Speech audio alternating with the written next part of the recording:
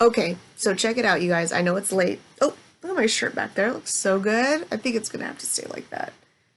Shout out to Screw and SFJ Nation. You guys are amazing. I can't wait to see the Lucky You video because you know Joyner's my favorite besides Eminem and Royce. So anyway, back to we did the M's white privilege article. Okay. We had great discussions in there. Thank you so much, everybody, for really keeping it very politically correct as possible, as much as we possibly could. I know it's a very touchy subject, but it's something that should be addressed because we don't need to keep sweeping everything under the rug. That's how things just don't get resolved. And you guys know that I mean that because you guys, for the most part, you guys have seen or heard my story. So anyway, Sticky Fingers, if you guys don't know, is also another one of my favorite artists, and I love his album, and I have it, Black Trash. I know it sounds crazy, but do you guys remember this song?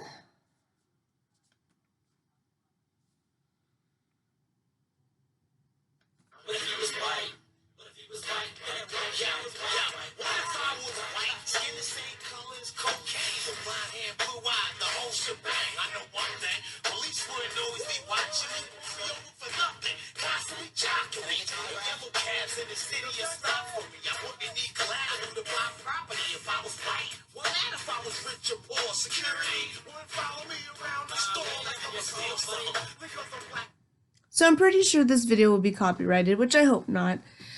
I play that because it's very humorous the way that Eminem is in there. Because in one verse, after Sticky is doing his thing and he's going through all the lyrics saying, "What if I was white?" And then Eminem kind of throws it in there and says, "Well, what if I was white?" And for a long time, he has had the stamp of approval, you know, from the Black community as a collective. I hope I'm still saying that right, like Sunny. So, I thought that was really funny because Snoop is throwing it out there that M is like his nephew, because of Dre having these powerful friends. And so I appreciate that you guys are sharing ideas and sharing information, not just with each other, but with me. And Jay Green, it really means a lot just how much you've written down, and you're sharing that with like Sunny to kind of open his eyes with how much, you know, M has had to go through. Because I really was like Sunny. Facts. I did not care what he went through, what he did, how much he influenced, nothing. I was just really, really young, and I saw him as the enemy, and I wasn't going to give him a chance. And it wasn't until I started reading and doing more research and I started seeing and I heard him paying homage to the ones that came before him, the ones that paved the way, that I started taking him seriously and I started hearing what he could do and how he bent the word. You guys know. So that's all. I just wanted to share that with you and tell you guys that I love you and thank you for staying with me. And I'm sorry I had to throw that horrible video at you guys, but I'm a person that I like no skeletons in my closet. I don't want any of them in there. Am I perfect? Hell no. Hell to the no. But I like to be as honest as I possibly can, and that gets me in so much trouble because I can't lie. If you ask me something that you don't want the real truth to, like for instance, if somebody plays me a record that's their favorite record and they think it's great and they may possibly have made it and they tell me, "Hey, what do you think of that?" and I really don't like it, you get that face. Oh, you know, so you'll kind of get a warning. And I try to be as PC as possible, politically correct, but sometimes I just can't help it, you know? And I love when people are honest with me. If they don't like something about me or they feel that I'm lying about something, you guys can call me out on it all day long. Because more likely I'm just waiting for somebody to call me out so that I can just confess because I just I just don't hold back. That was another thing that I got a lot of crap for with my family was they didn't want me to speak out. They didn't want me to say anything. They didn't want me to be honest. And I don't have the patience or the time to keep up with lies and whatever. I just don't. That's it. And what do you guys think about this article? I shout out to Tay. You know, he gave M props. He said, "Hey, look, they just want to deny his skill. They're being haters." But there is much more to it that we're not getting, especially not me, because I'm not Tay. I'm not like Sunny.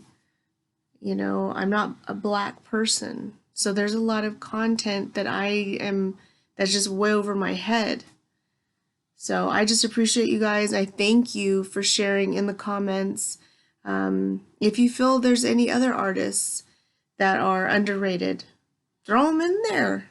Let's talk about them. I still am writing a compilation of all the white rappers that you guys had gave me from when we did that one Twitter question. So maybe I'm going to do more of those Twitter questions. I really like that.